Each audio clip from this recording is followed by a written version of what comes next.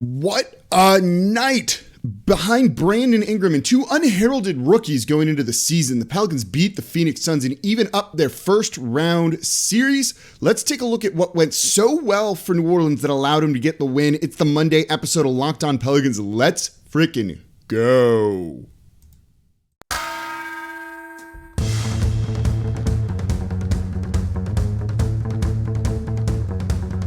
You are Locked On Pelicans, your daily New Orleans Pelicans podcast, part of the Locked On Podcast Network, your team every day. Welcome to another edition of Locked On Pelicans, the daily podcast covering your favorite team, the New Orleans Pelicans and NBA, part of the Locked On Podcast Network, your team every day, available wherever you get your podcasts and available on YouTube. I'm your host, Pelicans Insider, credential member of the media, Jake Madison, at NOLA Jake on Twitter, here with y'all on this Monday, day after the Pelicans just flat out beat the Phoenix Suns 118-103, a pretty dominant win, particularly in the second half for New Orleans in this one, evening up the series at 2-2, heading back to Phoenix on Tuesday night. Oh, what a fun game. I could talk for hours about that, but no, we're going to stay under 30 minutes here. And thank you for making Locked On Pelicans your first listen every day. We're free and available wherever you get your podcasts, Monday through Friday. No paywall. Been here all season long, so whether you're just tuning in and enjoying this Pelicans playoff run, you've been with me all of this season and even in the years past, I appreciate you being here because this was a really special night and a very fun night in New Orleans. And today's episode of Locked On Pelicans is brought to you by BetOnline.net. BetOnline has you covered this season with more props, odds, and lines than ever before. BetOnline, where the game starts. And it really was a special night. And we'll get into Brandon Ingram leading this team to victory because that dude was freaking awesome in this game, offensively and defensively. I want to look at the rookies. Jose Alvarado really rattling Chris Paul to a way we've never seen before. Herb Jones just being an amazing defender. And then Jonas Valanciunas, huge in this game. Huge. Did Jonas Valanciunas have a good game? The answer is unequivocally yes. But before all that, seriously, you, Pelicans fan, listening, watching this show, pat yourself on the back. Seriously, pat yourself on the back. That was an amazing experience in the Smoothie King Center last night. The fans brought it. They've been bringing it. You've been bringing it for a while now. And it's made this so much more fun. Right now, Locked On Pelicans is one of the top 5 NBA shows on Locked On YouTube. Out of all 300 podcasts we have, it's in the top 10. A small market team. And I'm not saying that to brag. I'm saying that's because of you all. You tuning in and being passionate about this team and wanting to learn more and hear more about them and share the excitement alongside me here. You're the reason it's up there and has nothing to do with me. So I want to give you all a shout out for making this ride as fun as possible for me. So from me to you, thank you for being around this team, for supporting this team and being passionate about this team. It's been a whole lot of fun. And hey, there's another home playoff game yet, so we can get a couple more FJ Crowder chants in there a little bit too, which I think is going to be really great because he's going to hear it in Game 6. And he wasn't great in this one. So let's dive into the game though. Again, thank you all so much, but let's dive into the game because this was really, there's 3 big stories. I just kind of ran them down for you all, but let's start with Brandon Ingram. Oh my God, was this guy ready to freaking play? 30 points on the night, 4 rebounds, 5 assists, a plus 18. And he did this going 1 of 5 from 3. 7 of 10 from the line. He wasn't going to lose. You saw this in the first quarter that he was not going to lose this game. He was dialed in a way we don't always see, but we know he's capable of. 11 points in the first quarter alone. But what really stood out to me in that quarter, the defensive intensity he brought to this game, it was the best defense we've ever seen him play in his career. It's really as simple as that. He did not want to lose this game at all and did everything in his power to help the Pelicans win. And that meant playing freaking amazing defense, actually. He was all over whoever he was guarding. And he was doing it without fouling. The Pelicans played excellent defense overall without fouling in general. The Suns only went to the line 15 times in this game.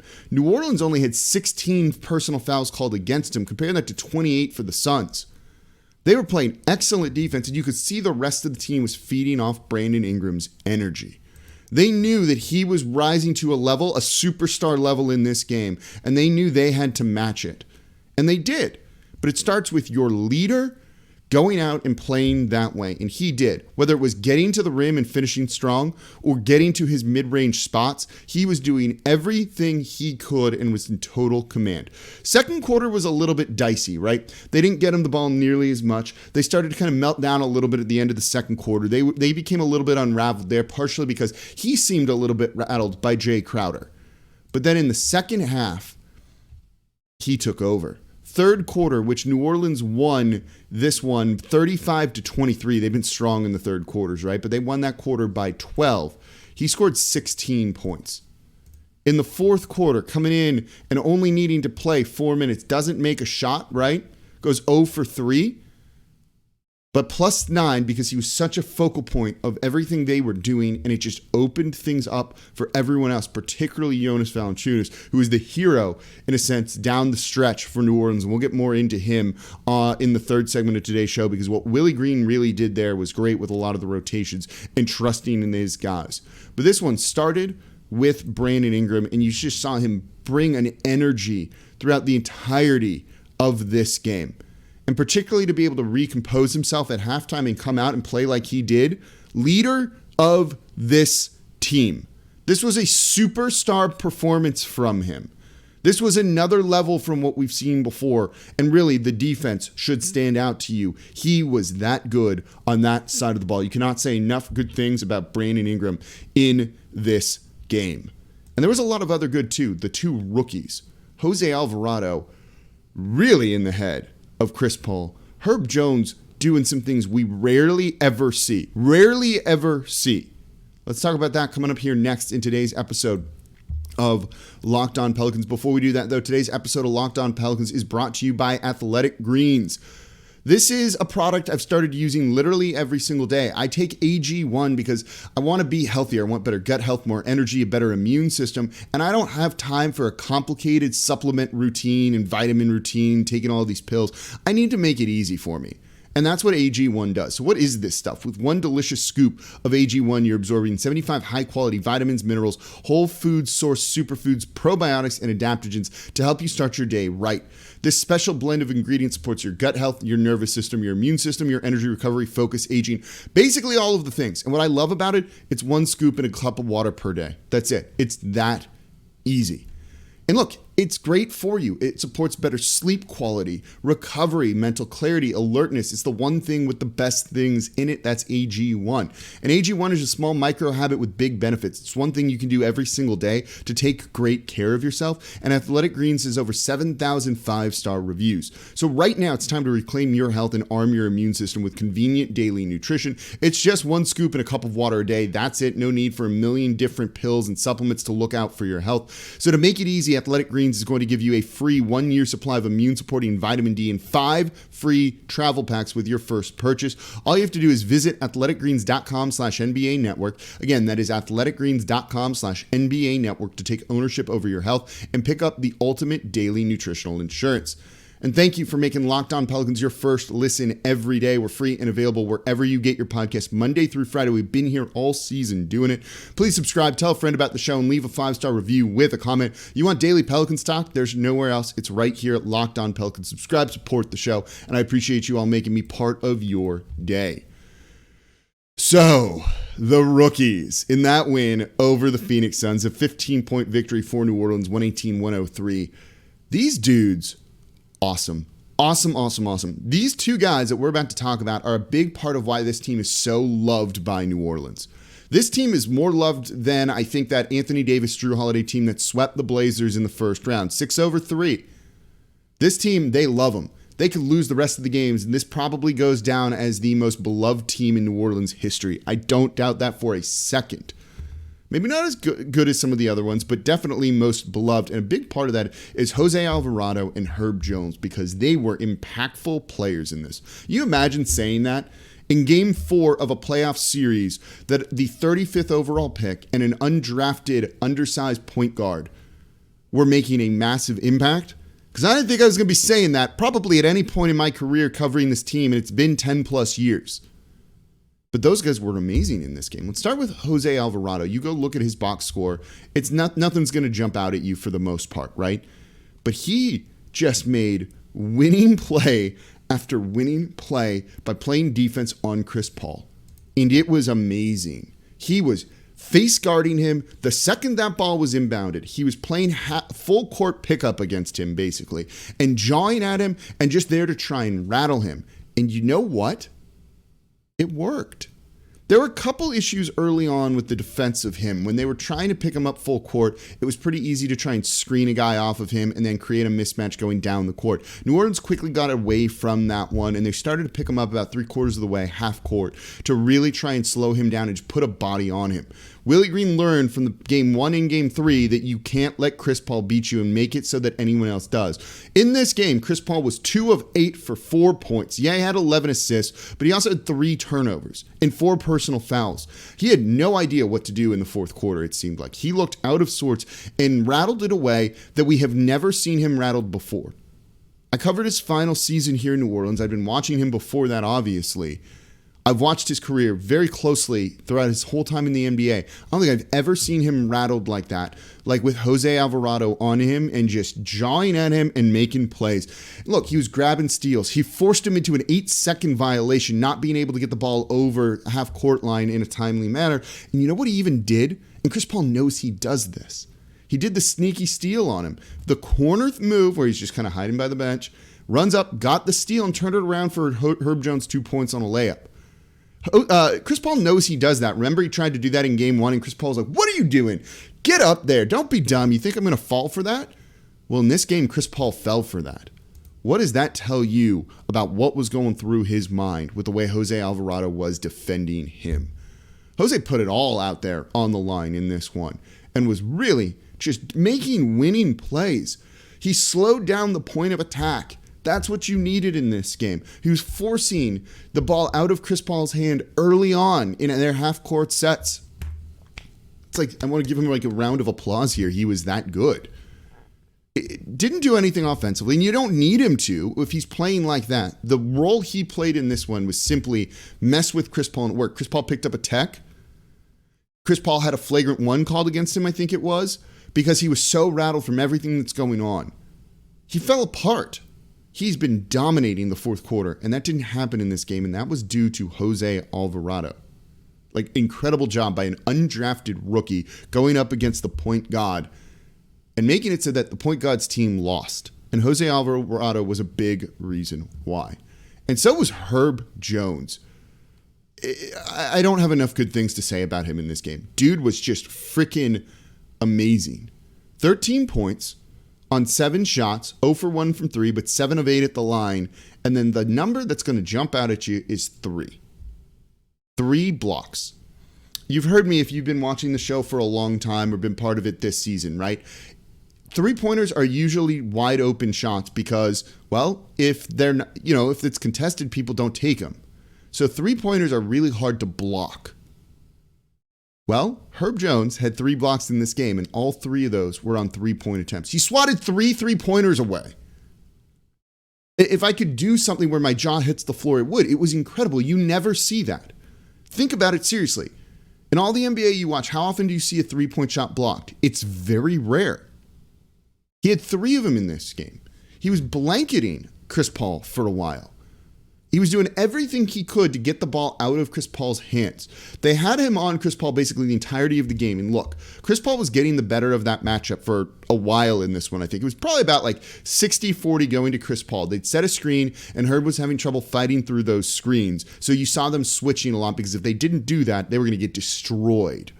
But the fact is, he forced Chris Paul to do something. And I think that was kind of the important thing. And you could see Chris Paul needed that space from those screens. Even if he didn't want that, even if they wanted to do something else. And the Pelicans were ready for it this time. And you saw Herb Jones recovering really well to get back on Chris Paul because of it. And that allowed this team to do so many good things. So he was awesome in this matchup. And then when they put Jose Alvarado on Chris Paul and kind of found that working in the second half, it allowed Herb Jones to basically be a free safety, right? To just roam and cause havoc, and he did it. He wrecked the Phoenix Suns when he was not guarding Chris Paul. all over the place. And Jose Alvarado freed him up to be able to do that. Great use of your players by Willie Green, realizing what's going on and sticking with it, right? They didn't get CJ McCollum into the game until late in the fourth quarter. And that was because Jose Alvarado was doing so freaking well, and it just allowed Herb Jones to be freed up and to go do his thing, and he did. He was an absolute monster on defense in this game. Just as outstanding as you could possibly be, and he hit his free throws, making enough of an impact offensively, giving them points, and just doing everything defensively and completely wrecking the Phoenix Suns. This Pelicans defense in this game was amazing. And it was these two rookies, and Brandon Ingram too, really leading the way. But you could argue the second best player and almost the MVP of the game was Jonas Valanciunas. Did he have a good game? Oh, yes, he did. Let's talk about the performance from him coming up here next in today's episode of Locked On Pelicans. Before we do that, though, today's episode of Locked On Pelicans is brought to you by Built Bar. Built Bar is the best tasting protein bar. Period. Full stop. It's really that easy. I eat one of these things every single day. I'm trying to be healthier. I've made these a big part of my routine, and I look forward to it because they taste delicious. I've had candy bars. I'm never going to probably eat one again as long as I got a Built Bar within arm's distance. These things are delicious, and that's because they put flavor first in everything that Built does. They want them to taste good so that you are eating them, and trust me, they taste good. I love the mint brownie. I love the double chocolate. I love the salted caramel, the white chocolate raspberry cheesecake. They're all amazing, and that's all because they're covered in 100% real chocolate. All of the bars are, including the puff bars, which are protein-infused marshmallow, which are light. They're fluffy. They're not dense like a brick, right? They're not dry. You don't need to chug a bottle of water or anything like that after you have a Built Bar, and they're so good, you're going to be ordering more, and I use the same promo code you all do. So go to Built.com and scroll down to the macros chart. Most of the bars contain 130 calories, 4 grams sugar, 4 net carbs, and 17 grams of protein. So go to Built.com, use promo code LOCK15. You're going to get 15% off your next order. Again, use promo code LOCK15 for 15% off over at Built.com. And thank you for making Locked On Pelicans your first listen every single day. How much fun is this? This playoff run by the Pelicans, proving to the world, right? Proving to the world that New Orleans is a basketball city, and that's because of you tuning in to Locked On Pelicans every single day and sending a message. People have taken note. I promise you, people have taken note about how well this show's doing, about how well all Pelicans things are doing right now, and that's due to your passion as a fan. So thank you for making Locked On Pelicans your first listen, making me part of your daily routine here. Whether you're a new listener, welcome aboard. This is so much fun. We're happy to have you here. And if you've been with me for a long time, I appreciate it too, because there have been some dark times, but it's fun right now, so let's ride this wave. 5 days a week, free, no paywall or anything like that. So let's dive into Jonas Valanciunas. Look, Brandon Ingram is the MVP of the game. The 30 points, the defense, he's the best player. He went and improved it, got a standing ovation as he left, right? Didn't let Jay Crowder rattle him too much. We got the F.J. Crowder chance, which was a whole lot of fun too. But you know who was equally as important in this one was Jonas Valanciunas. You could argue, and I would agree with you, that he was the MVP of this game. 26 points on the night, 15 rebounds, 4 assists, 9 of 15 from the field, 7 of 11 from the line, and 1 big 3 made. He was great. He wasn't doing amazing in the first quarter. And then Willie Green made a sub that surprised me at first. He pulled Jonas early. After about 5 minutes of action or so, he pulled Jonas Valanciunas out in the first quarter. And at first I wondered if that was going to be because they wanted him to really be fresh in the fourth quarter. We've seen him at times, because he's played so many minutes this year compared to the rest of his career, he kind of gets a little bit tired in the fourth. So I thought maybe they were subbing him out early to try and just do a little bit more better minutes management with him. But then you saw JaVale McGee come into the game in the second period, and that's when Valanciunas subbed right on back in to really try and handle him. This was a guy that hurt New Orleans in game 2, scoring 11 points in that one. And when JaVale McGee came in late in the first quarter, they subbed Valanciunas back in. And Valanciunas held his own against him. When there were moments when the Pelicans offense was starting to flag a little bit in the second quarter, and they weren't playing particularly great, right? You saw Valanciunas really try and do a little bit of work. He got a dunk in that quarter, and that was big. And then in the second half, when Brandon Ingram had some moments, particularly in the fourth, where Phoenix was doing everything they could to take him out of the game, they got the ball to Valanciunas. and that fancy footwork down low, putting his shoulder into a guy and playing some old school low post basketball, trying to pivot, turn, and just get a shot at the rim. And he was feeling it, right? You had a lot of up and under moves from him in this one, going baseline, and it was great. He was going right at Deandre Ayton. And if you look at the matchup between those two guys, he won it. Ayton had a fine game, 23 points, 8 rebounds, but did he feel impactful? No. And a big part of that was because Valanciunas was fearless going at him. I think Valanciunas had enough of people kind of questioning him, seeing all the stuff about Ayton and how well he had played. He said enough is enough and decided to just go and show why he's an underrated center in the league. He went out and, again, a lot of moves, baseline, scoring, fadeaways, whatever it was, he was willing to do it, and he was up to the challenge in this game. Willie Green coached these guys up well, didn't he, in this one? And he's a huge part of why New Orleans was able to get this win. Again, New Orleans still had the rebounding advantage, out-rebounded the Phoenix Suns by 9 in this one. They also had 19 offensive boards. A lot of that is Valanciunas. And then Jackson Hayes and Larry Nance Jr., we'll talk about them in tomorrow's show too, because this basically got to be a two-parter, because we also got to talk about Devontae Graham, who's been good this whole series, and with how much I've gone at him this year and not liked his play, he's playing well right now, and we got to kind of build him up and talk about it. He deserves it. Bit of, not quite a mea culpa from me here, but he's playing well, and so we're going to call him out and shout it out, because that's what we want to be fair about everything. But Valanciunas in this one, just tremendous. Not backing down, to the challenge, but then physically backing down anyone that was put on him. Those minutes use of him matching up with McGee was really smart by Willie Green, and that kind of took away an advantage that the Phoenix Suns had, particularly from his performance. It was game 3, not game 2, like I said earlier. A big part of why New Orleans won was Valanciunas in this one. Huge, impactful minutes from him in this game, and now it's tied 2-2, and the series shifts back to Phoenix for Game 5 on Tuesday, then New Orleans for Game 6. We got another game in the Smoothie King Center, and I know y'all are going to show up for that one and going to make it loud in there again and make the Phoenix Suns feel it. And look, they're rattled after this game, so you are going to be impactful in Game 6. So thank you for listening to today's episode of Locked On Pelicans. That's going to do it for today's episode of Locked On Pelicans. As always, I'm your host, Jake Madison, at NolaJake on Twitter. Subscribe, tell a friend about the show, leave a 5-star review with a comment. Now for your next listen, check out Locked On NBA. I'm going to be on there on the Monday episode talking more about this game. As always, I'm your host, Jake Madison, at NolaJake on Twitter. I know I just said it. I'll be back with y'all tomorrow to talk more about the Pelicans win and evening up this series at 2-2.